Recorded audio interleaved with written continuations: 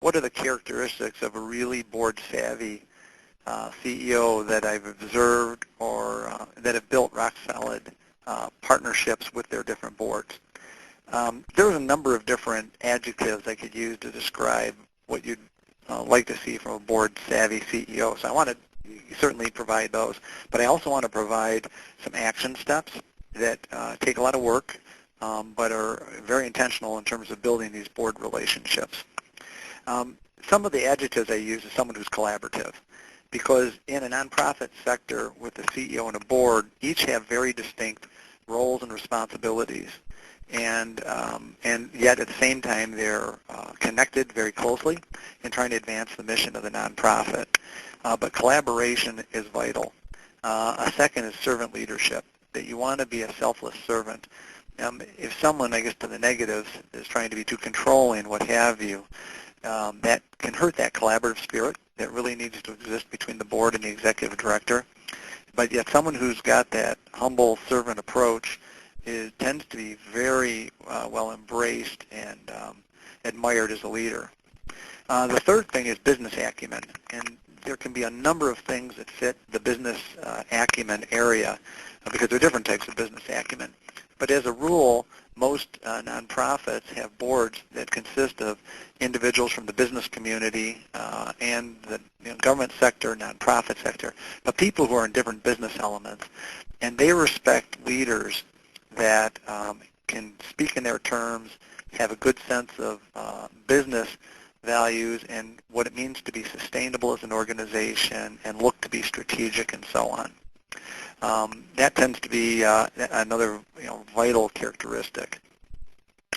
Another one is visionary, and I'll put strategic in there as well. But funders in particular want to be able to find somebody who can look forward and can create a vision that's exciting, because people fund exciting visions. And the board needs to have some of the same. So a board-savvy CEO needs to create that excitement within the boardroom, their staff, as well as in the community, like with the funding community. And then they also, once you have the vision, you have to have the strategy to be able to execute toward that vision and have the goals and metrics and measures, all the things that you need to make that strategy and that vision start to come to life. And we realize a vision may be very aspirational, but that's what makes it exciting, is when people can dream and think about the future. You need someone who's got high energy and charisma, because our board members tend to be people that are very busy. They may be on multiple different boards. They're usually in jobs or raising families, what have you, that pull on them quite a bit. But when you can come with high energy and enthusiasm, you can effectively woo a portion of their time and their dedication you might not be able to get otherwise. You want somebody who's very mission-driven. And I don't mean to have this so far down the list, because this is giving you a number of different ideas, but someone who's mission-driven. The nonprofit exists because of that mission, and there's got to be a good reason to rally excitement around that. And be innovative in making that mission come to life and delivering on the mission. The other things that I would suggest is someone who's good with their messaging ability, PR, public speaking skills, because this is someone that has to win, again, the boards, and they've got to be very clear with the message. And then, and so those would be some of the adjective items I would mention. Now, in terms of what a board-savvy CEO needs to do to continue to keep their board closely engaged, I can just give a couple of good examples. And I can think of a person by the name of Pat Nobley, who's with the Achievement Centers in our community. She has a wonderful board. It's a relatively large board, but she deals with a number of children with disabilities. But she is able to rally the committee and the community and the board around the mission of the Achievement Centers in incredible ways.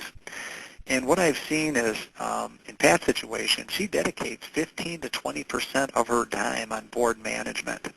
So these board relationships with the CEO and helping the board engage with the nonprofit doesn't happen by accident. It takes a lot of time. And 15 to 20%, when you think about it, is a significant portion of time. Now, part of that, and this is something that I do at BVU as well, my nonprofit works with the business community to help strengthen the nonprofit sector. But we work with 120 businesses and almost 1,000 nonprofit organizations. We work across a couple of geographies in Northeast Ohio, the Cleveland area, Akron, Ohio, which are two cities about an hour from each other, as well as all the bordering counties from those two cities. And something we've done is established a very large board of 45 people, but we need it because it represents different counties, or rather different geographies, different industry segments, diversity in terms of gender, racial diversity. We have nonprofit leaders, business leaders, a lot of different people on the board because all those different voices are important. Well, with a board that's that large, it's incumbent on me to get out and meet with those board members one-on-one each year.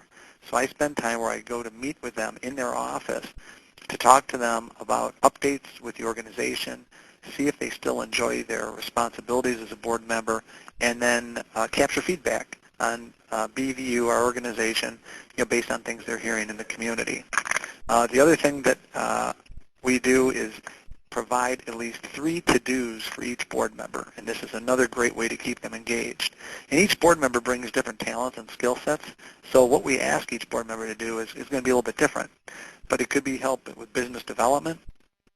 It could be help with community relations and marketing and messaging. It might be doing some consulting work for a nonprofit or provide business people from the firm that can provide that consulting work. But meeting with board members one-on-one, giving them very specific responsibilities, requests, helps keep them engaged. And then I'd say the last thing in this first question is just celebrate their volunteerism. The fact that someone is donating time as a board member, we can't nearly thank them enough for all that they do, and that's vital. So for the second question, what has BVU done to promote stronger nonprofit governing capacity and build solid board CEO partnerships? It would be helpful for the listeners to understand what BVU's mission is and then what we do in the community. So as I mentioned earlier, we work with 120 businesses and almost 1,000 nonprofits in Northeast Ohio. Our purpose is to strengthen business volunteerism and grow business volunteerism and strengthen the nonprofit sector. That's our mission. The way we do that is that BVU engages with businesses to help their volunteerism across 3 different areas. And number 1 is governance and board leadership. So we train and match, we train about 500 people a year to be board members. We match 200 to 250 a year to become board members. Number 2, we have business people using their business skills to do pro bono consulting. At this point, we do about 80 projects per year, and that's in areas like finance, HR, IT, marketing and branding. So it's infrastructure consulting, and then also some coaching in there. And then the third thing we do, we run the volunteer center for the community so the public can go in and find direct service volunteering opportunities like mentoring youth or doing a park cleanup or whatever it might happen to be. And we do about 300 corporate team projects on that volunteerism space. And so that's what we do on the business side. Now on the nonprofit side, that gets more specifically to this question because BVU conducts seminars. We do about 40-some seminars a year, train 1,500 people a year. And this is training people, as I mentioned before, to be board members. And then we also do training for people who've been board members that are now leaders on their boards to strengthen some of their leadership capacity as board members. And so we focus a lot on training board members. The other thing that we do, though, is we do consulting. And BVU conducts approximately 50 to 60 board consultations with different nonprofits where we'll go into a board meeting and we do more of a light consult, which is a refresh of what roles and responsibilities are for the board, but it's very much tailored to the nonprofit. And some are more deeper dive consultations where we actually survey board members, have them go through interviews, and come back with a very specific evaluation of how the board is doing, what they could be doing to strengthen themselves, look into the board organization design, and so on. And so this is something that is vital because what BVU is able to do is help set expectations and realign board expectations in terms of understanding what their responsibilities are. Like, for instance, the basic board responsibilities are things like determining the mission, vision, and strategic direction, which I mentioned a bit earlier. Secondly, the board is responsible for strengthening the community relations of the nonprofit and being ambassadors and having very specific communications approaches.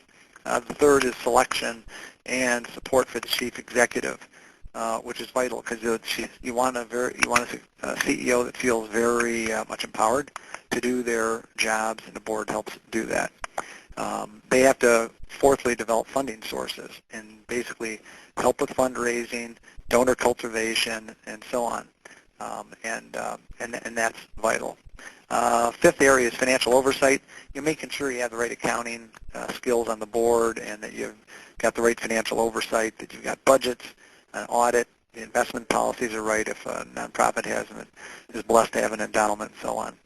And then ensuring legal and ethical integrity is number 6.